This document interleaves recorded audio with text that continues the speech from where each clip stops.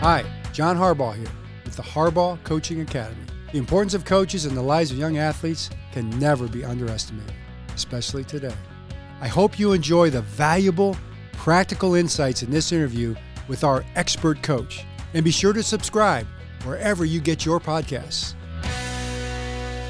Mike Vrabel, man, thanks for being here. Thanks for giving back to young coaches and parents and families what it's like to be a coach, what it means to you. And you've been in football for so long, man. I mean, ever since you were a kid, you were a great player, Ohio State Buckeye, New England Patriot, National Football League, had some great coaches as mentors.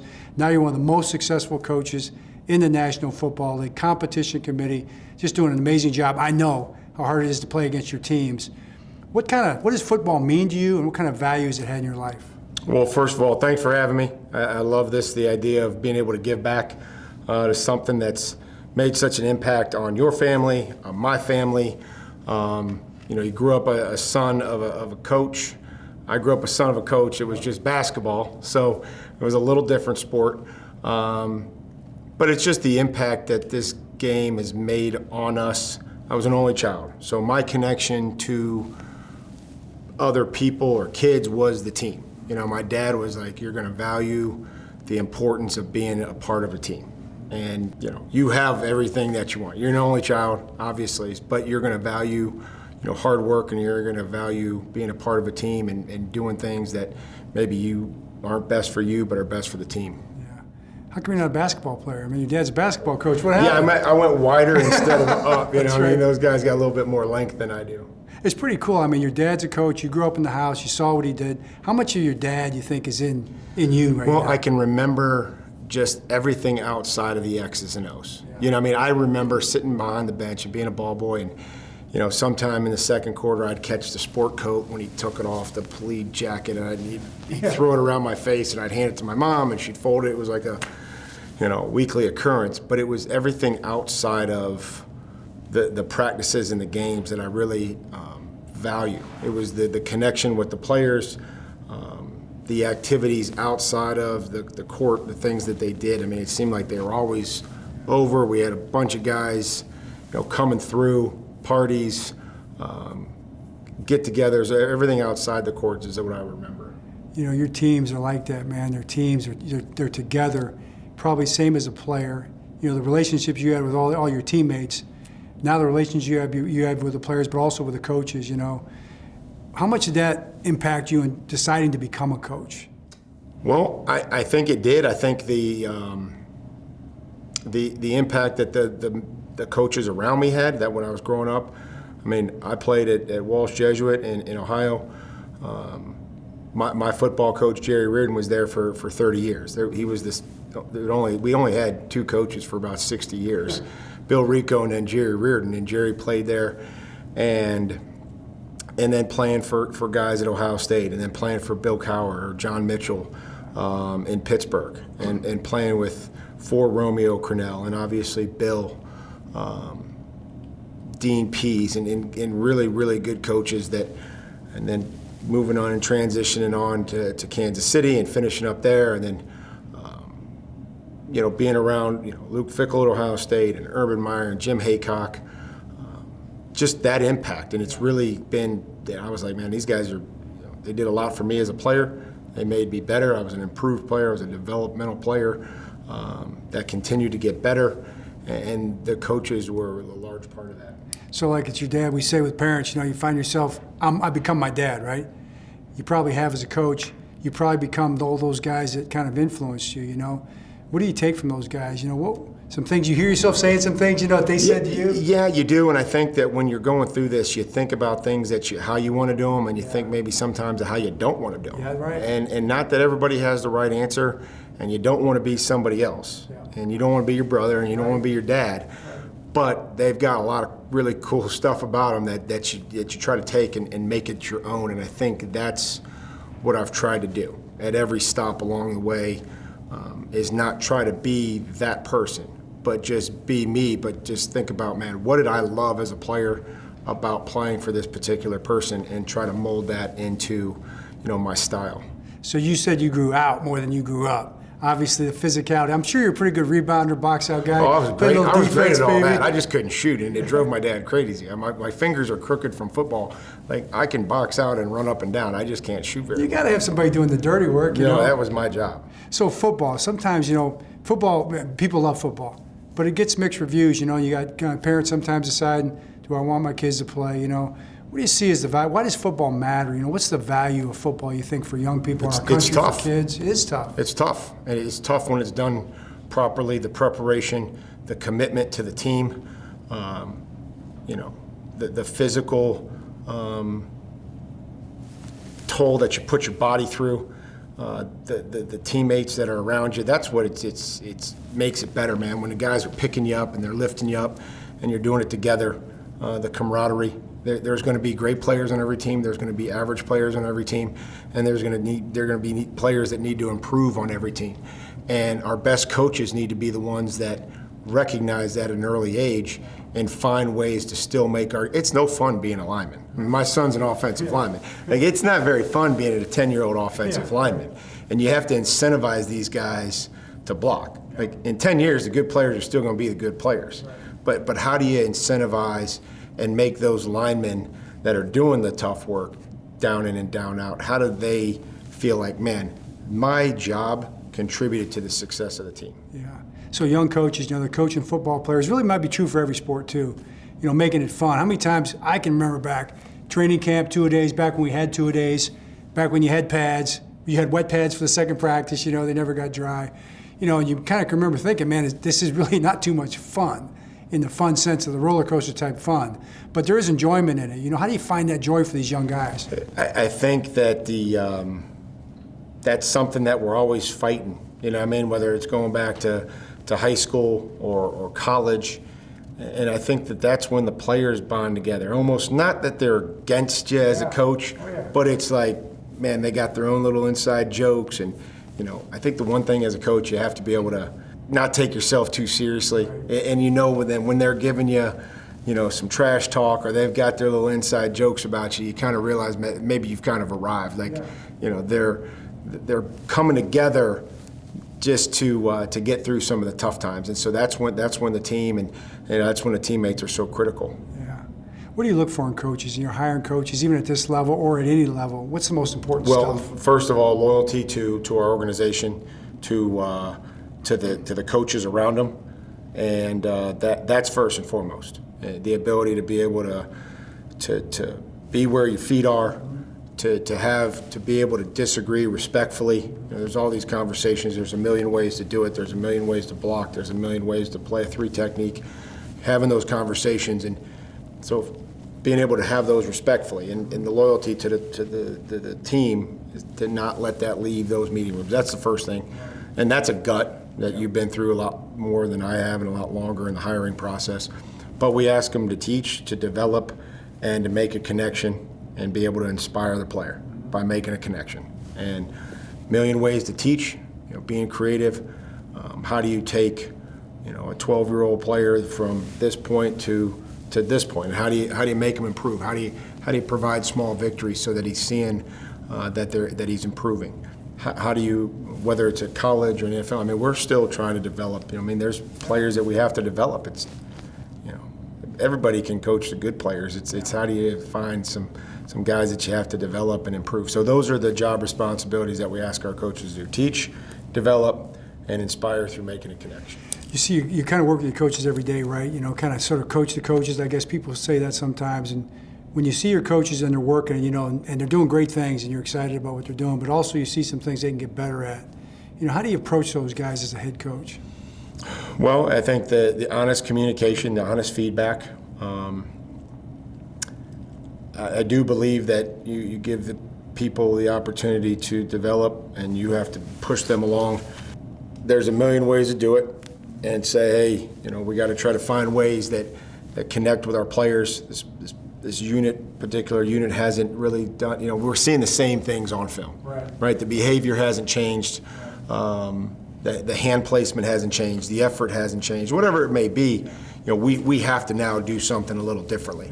But you're also not just communicating when there's areas of focus. You're trying to communicate to them when there are some things that have been going well and there are small victories. Because as a position coach, you lose sight sometimes of the small victory. And man, that guy has improved. And I think as a head coach, you have that holistic view of saying, I know you don't see it every day because you're with them, but that player is understanding more. He understands the concepts better.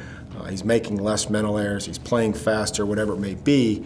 So you have to reinforce, some of the positives because as a position coach, I mean, you remember, it's gloomy every day. Man, oh, this guy can't do this guy can't do that. So I think I've at least somewhat tried to make sure that every day isn't as gloomy as you think it is when you're a position coach. No doubt. And as a position coach, you as a head coach, you want to make sure your position coaches, because they're chasing perfection, you want them bringing their guys down. Right. I mean, I want those guys coming out of the room thinking that there's something, and so you take that back. You had kids, right? Your boys, great athletes. You watch coaches, you watch youth coaches. My dad would always say the most important thing for a coach of a 9-year-old girls softball team is to make sure the girl wants to come back and play next year again, Right. What did you see in youth coaches and what did you look for? Well, I mean, I think you want the most passionate, knowledgeable, because with passion, you're going to get energy, right? They got some juice. They're flying around. They're holding players accountable. You want to teach them everything that you're teaching them at home. If they're not on time, that there's consequences to the team. That their actions are much greater than just fall on just themselves, that they impact the team. But you want them to be knowledgeable, right? You want them to be able to believe in something, right? You believe in a certain style, that's your prerogative as a coach, but what can you get the player to believe in? And I think that they need to be knowledgeable. Why are they doing that particular drill? If that drill that you're asking a player to do does not, and you don't see that on Friday night or Saturday afternoon or Sunday in our case, there is no reason that you should be doing that drill. And as a player, when you need to ask, like, Coach, I never do this in the game. Like, help me get better at things that I actually do in the game. And, so those are things that I think are important. I think the effort, like you can demand effort at an early age and you can push, and we do. I always respect the way that your team plays. They play extremely hard. But I don't think that's the case everywhere. And I think the earlier that we can instill that into our young men and women, the better. I hear this all the time about old school. Oh, he's an old school coach. Like, what does that mean? Does that mean that he asks his players, or she asks her players to sprint to first base on a ground ball or a pop up, or I don't understand, or run on and off the field? I don't understand what that's old school or new school. I mean, there's just things that because I was lucky. I'll tell you, I was lucky to play as long as I did in the National Football League. But we hope that when they leave us, or they leave those college programs or those high school programs, that they then go on and carry those same characteristics. That's why football is important. It's not about playing or thinking that you want to be a professional athlete. Like, I had no idea I was going to play in the NFL.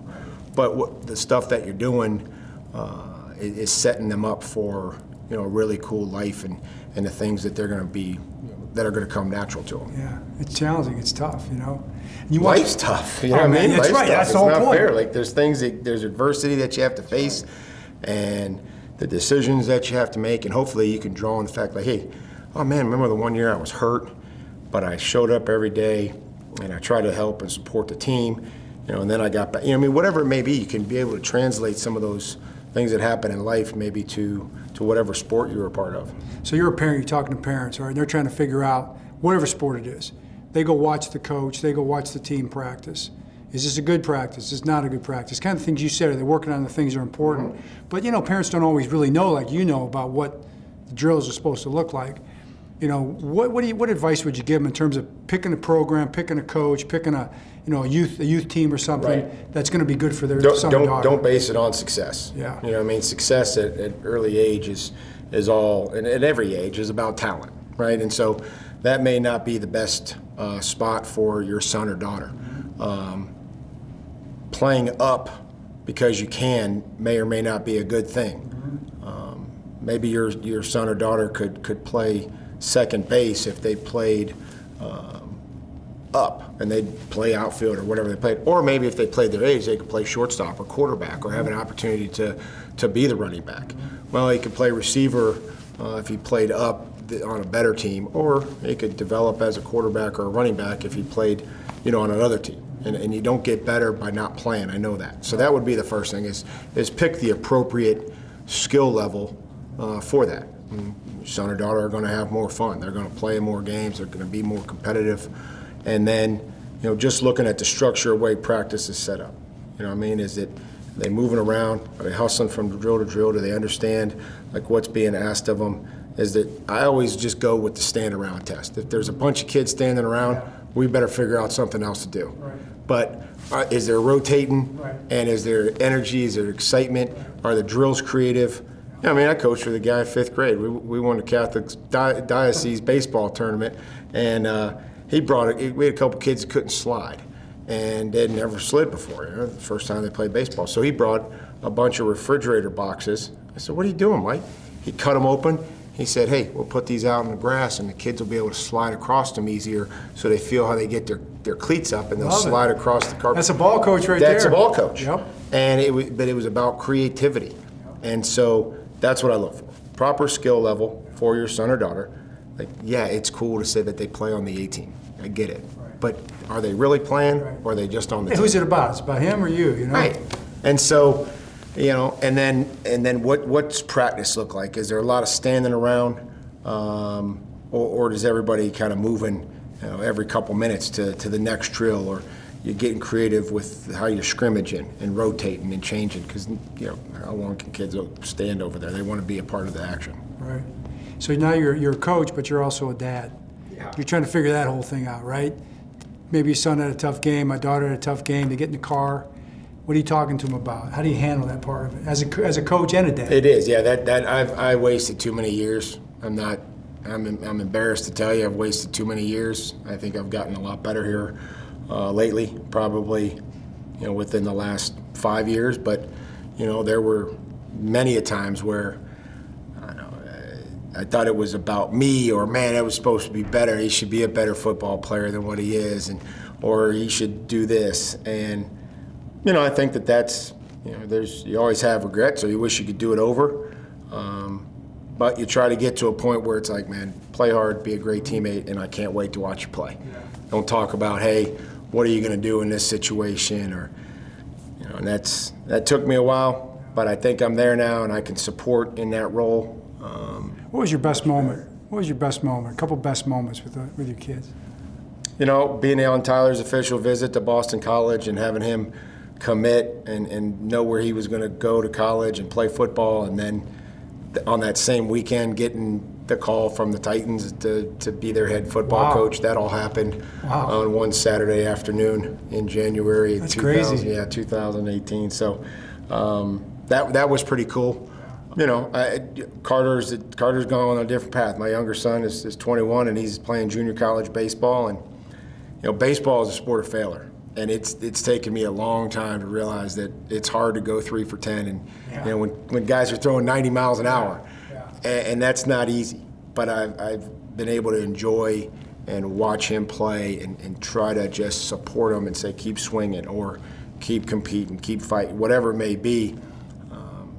And so that's been good. I'm glad that's been able to happen here the last couple of years. Has there ever been a time that there was something, I think of my dad, when one time my brother didn't run out of pop fly when he was like 10, and they made us both walk home, about 4 miles from the practice field. I'm like, what are we doing?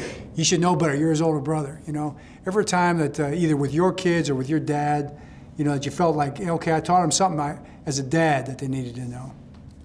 I think just I watch him here in the last couple of years, just the maturity level, and I've seen the compassion. I think that Carter, my youngest son, has it. The kids from, all over. It's no scholarships. These kids are paying their own way. They're on a bus going to the next junior college, and he never passes up an opportunity. I think to be a good teammate, and when he's not, because as a hitter, it's, well, hey, we got to give up less runs. I'm like, well, maybe you start telling the team you guys got to score more runs. Yeah. How about that? Yeah. And so I've heard that from him. Yeah. And I know there's been some growth there. And Tyler, really haven't seen him as much. When he goes to Boston, you're there. He's making a lot of commitments. Now his opportunity to try to play in the National Football League. Want to just try to support him. he had a plan. Hey, I'm going here in the off season, and I'm going to train with this guy. And I was like, great, I love it. So I think just seeing the maturity has been something that we've probably enjoyed the most. How much will you call him during training camp next year at night to say, hey, how'd it go today? It's maybe a text in the morning, like, have a great day. You never know when you're going to get an opportunity that's going to make an impact, little things. But I try not to say how'd it go. Yeah. You know what I mean? God, it's a tough one, man. It is. I have the same because, I think you're just setting yourself up because are. if it went like crap, yeah. Then They it's usually like, tell you if it went well, too. Yeah. So it's more or less about, hey, you taking care of your body, how's your body feel, and just trying to think about things that a dad would say as opposed to what a coach would ask. Yeah, right. So as a coach, like you, great player. I mean, it's really successful NFL player, championship player, made the transition to coaching. And there's a lot of different paths, your path. Then young coaches coming up who some guys play, high school and then become coaches. Some guys play in the NFL, whatever. Just your path, other guys' paths. What do you tell guys? Well, you never pass up an opportunity to go to a clinic, to hear somebody speak, to go do X's and O's, do the best job at the job that you have, and usually good things will happen instead of, I get the career advancement, right? But find a place where you recognize that when you're doing a good job, that this program is promoting from within. Right. And that's something that I try to do. Yep. But get feedback and say, hey, is this going to be an opportunity that I'm potentially going to have? And if the head coach says, no, that's not something I think that you're going to be, well, then I think that at that point in time you have an opportunity to go look for something else. But do the best job in the job that you have. Be creative. It's like the old thing. It's only crazy if it doesn't work. Right. And just continue to be creative with drills, how you teach players, how you walk through with them, how you stimulate their learning. Just because you saw somebody else do it doesn't make it right. Believe in something. Don't change every year or change every week. Try to stay as consistent as possible. Figure out what you believe in, and then find a way to get the players to believe in it. Yeah. It's a couple paths. Like some guys come up, and guys are successful both ways, but they come up at a higher level, they learn a system, and they kind of stay in that level. They don't have a lot of coaching experience. You've seen those guys, and they finally get their opportunity, and they do well. Other guys come up the small college ranks, their high school ranks, kind of succeed everywhere they've been and work their way up the ranks. You think does it matter? I think that there's an element of timing in your career path that you have to make. I didn't think I was, I retired, and there was some circumstances at Ohio State. Luke Fickell became the interim head coach on June 1st. Not a whole lot of coaches available on June 1st. He needed a linebacker coach, and I was retired. Yeah. It was good, and I didn't know. I didn't know anything. I learned on the job. I tried to support Luke the best that I could in that transition, and then I improved as a coach. But timing and decisions after 2 years at Ohio State, having learned a lot, then the NFL came, and that was an opportunity. That was a big move. That was a substantial move from, a town that we thought we were going to raise our kids in, and that's where we were going to be.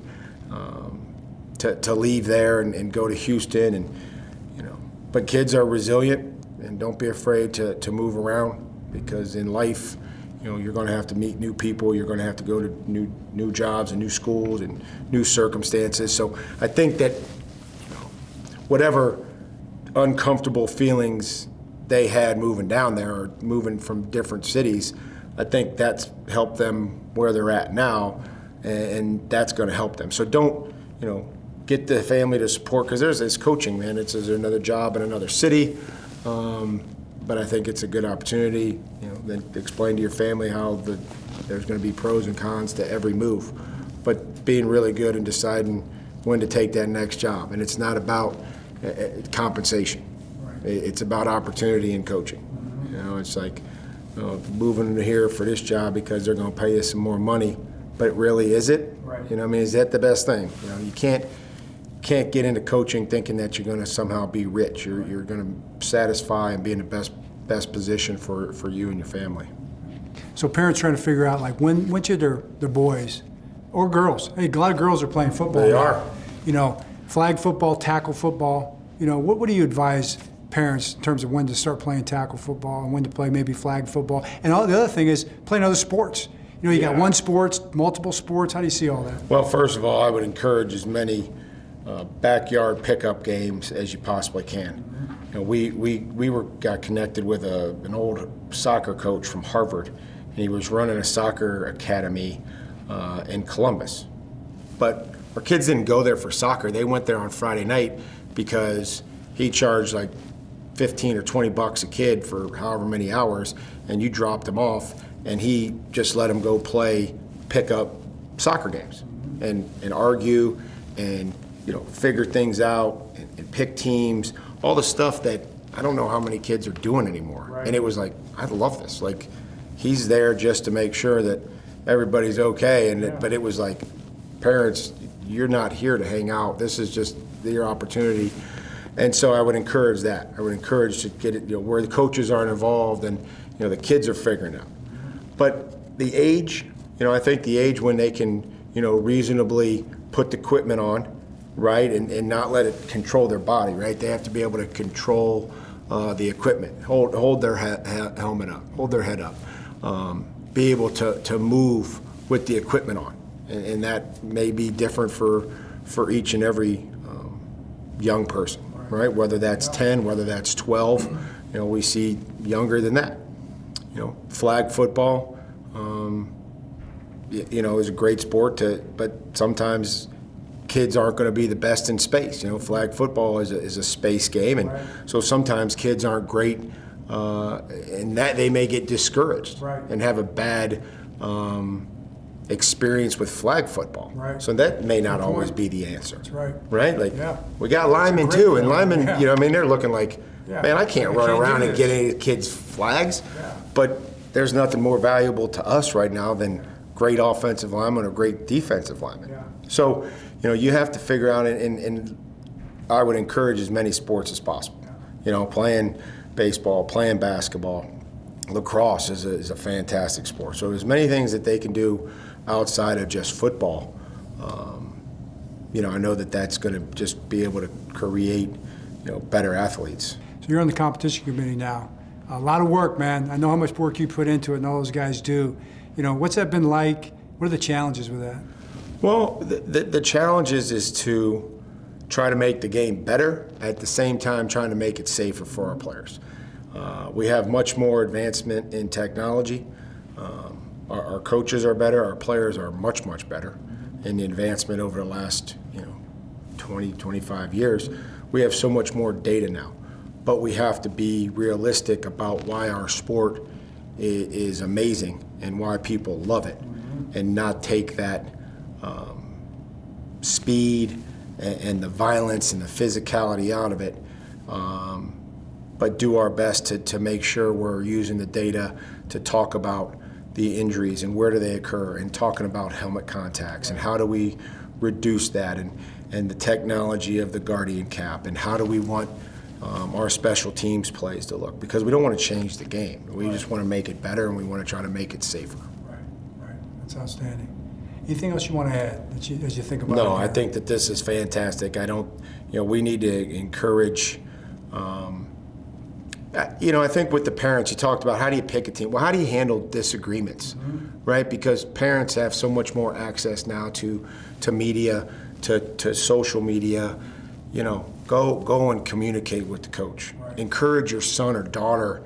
The best skill that they're ever is going in there and feeling uncomfortable and talking to the head coach and saying, hey, why aren't I playing as much? And being able to have that conversation. Don't talk to the parents at the game about, well, hey, person, you know, he or she should be doing that. As soon as your son or daughter can learn how to go and talk to the head coach and get over that uneasy, they're going to be able to go and talk to their boss. They're going to be able to go and talk to their teacher when they don't understand something. And then if they don't get a clear answer, or they maybe don't understand that answer, well, then you as a parent can go in there. But what are you teaching your son or daughter if you're just going to the stands and you're just, you know, I don't know why they do that. Like that's what we have to figure out. And it's tough for parents, and we've all been there. It's not an easy thing to do. It is difficult. Yeah, or the refs or whatever Correct. it might be, you know. The other thing is for the coach, okay? So now the coach, for that to be good for a young person especially, you know, now that you're the coach, you're talking to the coach. Okay, now 10-year-old young girl or boy comes in and says, Coach, why am I not playing? What do you tell the coach? How should he handle that? He or her? You have to be honest, and you have to say, well, your performance, whatever it is, in practice or the opportunities that you've had in the game, or maybe you're making mistakes, or maybe that you've been late. And the coach has to be able to listen and then, you know, give them honest feedback. And if there isn't an answer, or say, hey, you know, I'm going to provide you with some more opportunities, but it's going to be in practice. And then if you can show us and the team that you can do it in practice, then you can earn the right to do it in the game. And so, you know, you can't say, hey, come talk to me, and then complain when they come and talk to you. Right, or discourage them or whatever. No. You know what I mean? So you can't have it both ways. You can't build a connection and have them come talk to you, and then say, damn, why'd they come and talk to me? Like it's a burden. Yeah, you want them to go back to their parents and say, hey, I had a great conversation. This is what Coach said, and you want them to feel good about it. But you want to be honest about it too. You don't want them to come back 2 weeks later and say, hey, Coach, you told me this, and that never happened, right? I got some great advice from a coach, and it was a head coach, and they said, just remember that when that person comes in and talks to you, that is the most important conversation they're going to have with anybody all week. Right. And maybe it's one of 30 or 40 things that we'll have to deal with. That is that person's most important conversation of the week. And I've tried to think about that every time somebody says, hey, do you have 5 minutes? Yeah. Yep, I sure do. Yeah. Because for them to come and say that, or ask for that time, or a player to come in there, or a colleague, or an assistant coach, or a parent, you know, that I think that has helped me here the last couple of years. It's a powerful statement. I mean, I can think back to the times I talked to my coaches. I remember every one of them. Yeah. You remember for the rest of your life those conversations, right? So I just, maybe it helps a coach, a high school coach, think, you know, yeah, this is a big deal for this particular freshman or sophomore to come in here and talk to me about the off-season training or summer conditioning, whatever it may be. Right. Thanks, man. Appreciate it. Outstanding. Doing great stuff. Job. You too. Visit HarbaughCoachingAcademy.org.